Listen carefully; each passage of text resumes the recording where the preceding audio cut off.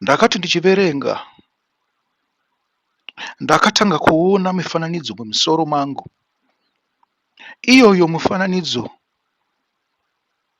ine zvainoreva kwandiri, nekuti zvinonzi tinonzwa munjere medu moita mifananidzo, nekuti zvatinonzwa zvinhu zvinoonekwa navanhu, zvinhu zvinoita sei, zvinonzwiwa navanhu, zvinhu zvinozikanwa kunzi zviriko kana kuti zvinofungidzirwa kuti zviriko. Naizvozvo shoko raMwari rizere nemifananidzo. Hongu tinofanirwa kungwarira kuti tisatevere kana kunamata mifananidzo. Izvozvo zvingava nezvazvinoreva pamusoro pechinhu ichi, kuti mifananidzo iri kupinda mupfungwa dzangu umu ndiyo yandiri kunamata here, kana kuti chifananidzo ndicho chinhu chandinoona. Muri kupaona chinhu chakavezwa kana tichinzwa mubhaibheri, kana zvichitaurwa navaprofita, zvinhu zvaivezwa navanhu zvoiswa mudzimba, izvozvo zvonamatwa. Ndinokwanisa kuveza mufananidzo wechipiyaniso womuchinjikwa waJesu, une kamujesu kegoridhe kana kuti kesirivheri, ndouisa kumadziro eimba yangu. Musi wose wandinenge ndichinamata ndoenda ndinonamata ndiripo. Hama vadiwa, chandiri kunamata mufananidzo uri pamadziro here,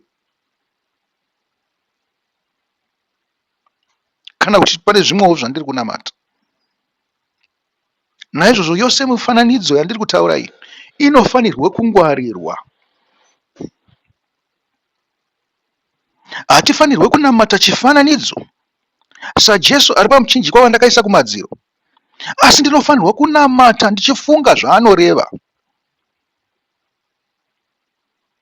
Ndizvo zvandinofanirwa kubatisisa nokuda. Isu tinoziva kuti Kristu Jesu wakaroverwa pamuchinjikwa, ndo pandiri kutangira. Tichazotaura zvedu pamusoro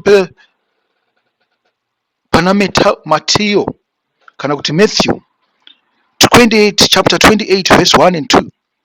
Ndo patakabata nhasi pokumuka kwaJesu. Asi nhasi ndoda kutaura nemifananidzo, zvainoreva mifananidzo iyo, nokuti shoko rakanyorwa asi rine zvarinoreva. Makanzwa imi ndichiti hongu unokwanisa kunge une bhaibheri asi uchinamata chifananidzo. Hongu unokwanisa kunge une bhaibheri uchitora mashoko ose achibva mubhaibheri asi uchinamata Satani, nekuti unenge usina mweya.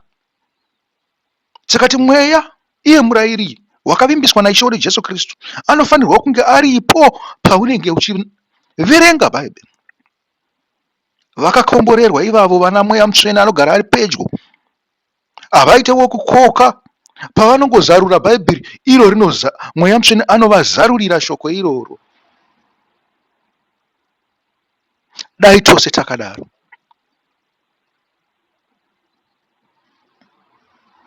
Asi kuziva mbuya huudzwa. Naizvozvo tinofanirwa kutodzidza zvimwe zvinhu zviri mubhaibheri. Izvi zvinoenderana nekutenda. Kana takutozodzidzisawo, kune kwatinenge tabva mukudzidzira. Hatina kutanga tichiziva, takatanga tiri vacheche, tiri vanana, zvanana, nyangwe zvedu takanga tave nendebvu dzachena, nevhudzi rachena, meso edu aunyana, takwegura, takanga tiri vacheche pakutenda. Takadzidzira, tikadzidziswa, tinongoendera mberi nekudzidza. Kudzidza kwedu hakuperi. Uchanana uhwu, umwana uhwu hahupere matiri. Tinofanirwa kugara tichitenda savana. Zvikanzi Kristu Ishe Jesu wakaroverwa pamuchinjikwa, ndo mufananidzo wamuri kuona.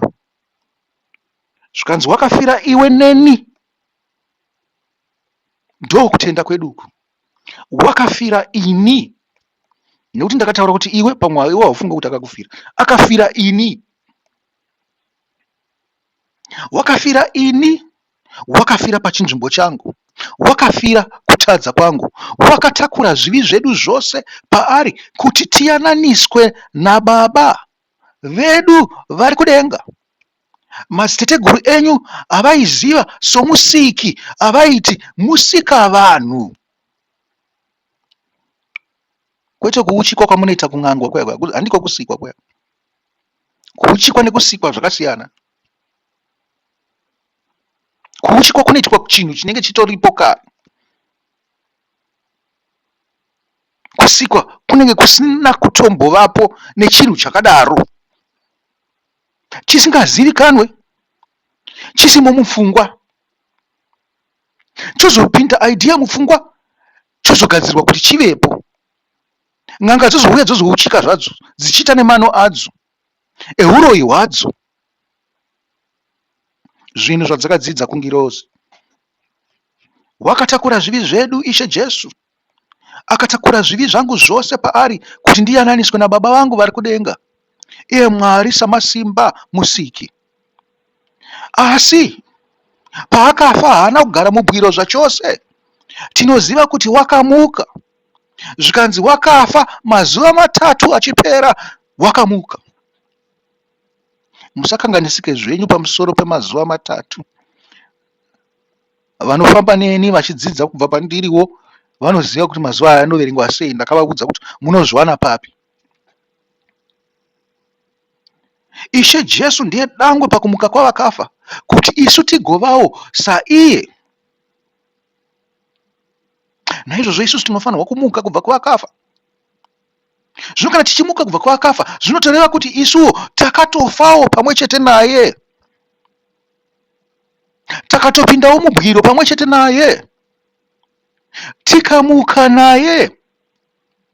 Mashoko akadzama. Iwe wakafa here? Pakaroverwa Jesu pamuchinjikwa, wakaisa zvivi zvako zvose paari here? Wakaisa zvose here paari?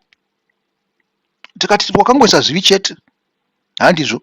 Toda kuti uise zvose, zvakanaka nezvakaipa, zvose ngazviendeswe pamuchinjikwa naJesu Kristu, ugomuka wava munhu mutsva. Nekuti wakaramba wakabatira pane zvinhu zvauri kufunga kuti wakanaka, zvakanaka, izvozvo zvingakutadzise kupinda denga, izvozvo zvingakutadzise kumuka pamwe chete naJesu Kristu. Kana zvisina kutofawo, nekuti hatiziva kuti zvakauya sei. Ndosaka muchizonzwa Jesu achiti hakuna munhu ungakwanise kupinda muumambo hwokudenga kusara kwekunge atozviramba atakura muchinjikwa wake. Zvinoreva kuti tinofanirwa kufa. Kana wafa, zvose zvakanganikwa, zvakanaka nezvakaipa pamwe chete. Unomuka wava mutsva. Asi of course ndinoziva zvangu, Mwari ngaakuregererewo pachinhu ichocho. Neniwo pakutadza kwangu agondiregerera, pakuti tinoramba takabatira zvinhu zvatinenge tichifunga kuti zvakanaka, zvisinei kuti zvauya nenzira ipi. Hapana patinotanga kuti chii 1. Muri kupanzwa ka? Pafungisisei ipapo. Handidi kukupai mhosva.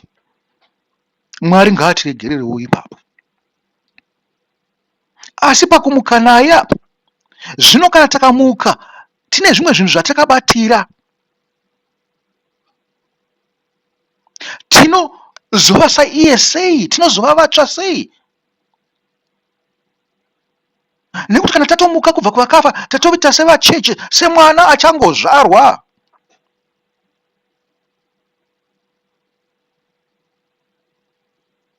Mwana anenge asina chaari kufunga, mwana anenge asina chaari kuziva. Asi isusu hatisi kudaro, tiri kumuka tine mimwe mifungo. Hama dzangu, mifungo iyoyo inotitadzisa kutenda. Mifungo iyoyo inotadzisa kutenda. Zvinhu zvatakabatira pazvinhu zvakare, kana tikasazvisiya, takatadza kutenda kubva pakutanga, pakuti aiwa tachena, imba yakorobwa, zvose zvakanga zvirimo zvabiswa. Yakutoda kuti itengerwe zvinhu zvitsva, tingatadze kupinda denga. Tinofanirwa kuva vatsva saiyewo wakava somutsva. Nhasi tinotarisa kumuka kwaJesu, nezvakunoreva kwatiri. Asi mubvunzo watinofanira kunge tinawo ndewekuti Jesu wakamuka matiri here? Jesu wakamuka matiri here? Kana kuti ari kunze? Ndizvo zvatinofanira kunge tichitarisana nazvo pachidzidzo chedu. Amen. Amen.